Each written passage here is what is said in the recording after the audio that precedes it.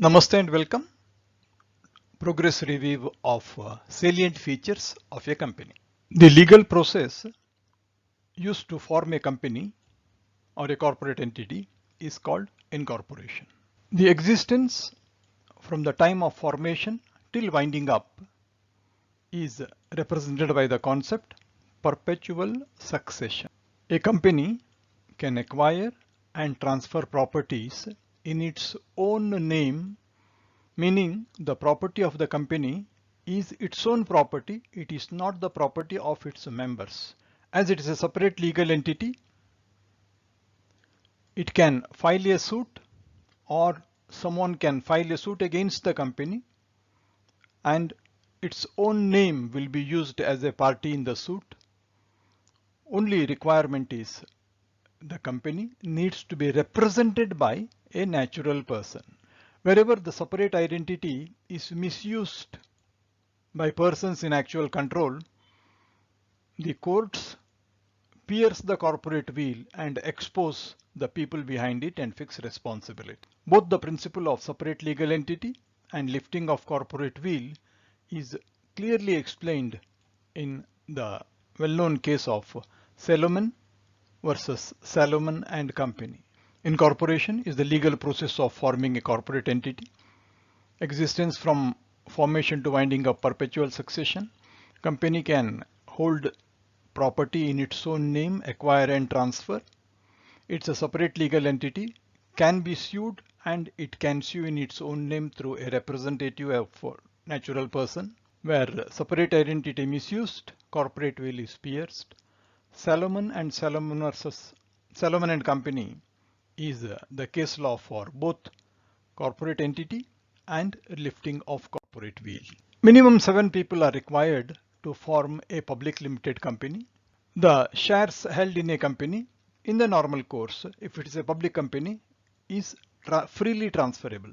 A private limited company will have minimum 2 members it can be formed with, and it will have a minimum paid up capital of rupees 1 lakh, and its articles will have 3 unique features. There is a restriction on transfer of shares. There is a limit on the maximum number of members to 200, and there is a prohibition on inviting public to subscribe to its shares. A restriction on transfer of shares, a limit on number of members, and a prohibition on inviting or soliciting subscription from the general public. These are the 3 features of the articles of a private limited company. What is an investment company? Whose principal business is acquisition of shares, debentures or other security. What's a subsidiary? Subsidiary is a company in which a holding company controls either the composition of the board of directors or controls more than half of its voting power. Control the voting power or control the board to the extent of 50% or more, then it is called a holding company, and the company in which it controls is called a subsidiary company. Associate company is a bit short of subsidiary company. In a subsidiary company, it is 50% or above, whereas in an associate company, it will be starting from 20% and above. Another company has significant influence through control of at least 20% of its share capital or voting power. 7 numbers is the members required. Securities are freely transferable.